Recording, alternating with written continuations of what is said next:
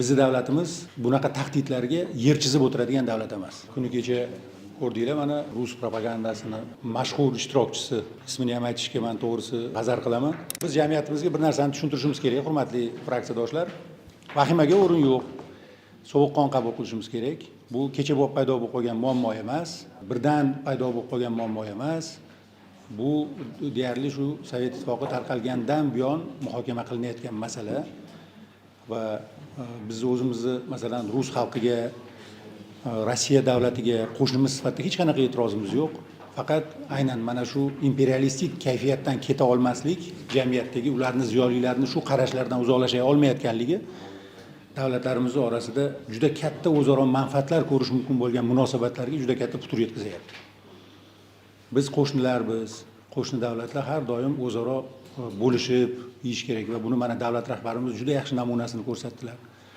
Markaziy Osiyoda qanaqa notinch bir holat bo'lib turgan paytida davlatlar o'zaro manfaatlarini kelisha olmay turgan bir paytda davlat rahbarini tinchlik, xotirjamlik bilan o'zaro manfaatli munosabatlar mintaqasini yaratish taklifi qo'llab-quvvatlanib, butun Markaziy Osiyo mana bugun butun dunyoga jozibali namuna bo'la oladigan bir mintaqaga aylandi. Barcha davlatlar, 5 ta davlatlar o'zaro bir-biri bilan kelishib, ham iqtisodiy manfaatlar hech kimga yetmay qolayotgani yo'q. Mana hammamiz o'zaro manfaatda, demak, butun dunyo investorlari uchun jozibali bir mintaqaga aylandik. Lekin afsus, mana eng katta buyuk qo'shnimiz, rivojlanish uchun katta driver bo'la olishi mumkin bo'lgan bir davlat hanuzgacha mana shunaqa imperialistik, shovinistik kayfiyatlari bilan, ayrim ziyolilari bilan mana hammaga atrofiga tahdid qilib, afsus bu g'oyalar u yerda hanuzgacha qo'llab-quvvatlash ko'ryapti.